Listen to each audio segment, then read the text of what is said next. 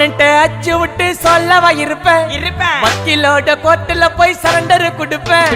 பப்ளிக்கு முன்னாடியும் தலைய எடுப்பேன் சாட்சி சொல்ல யாரெல்லாம கேச முடிப்பேன் சிசிடில ட்ரெண்ட் ஆகும் பண்ண அசால்ட்டு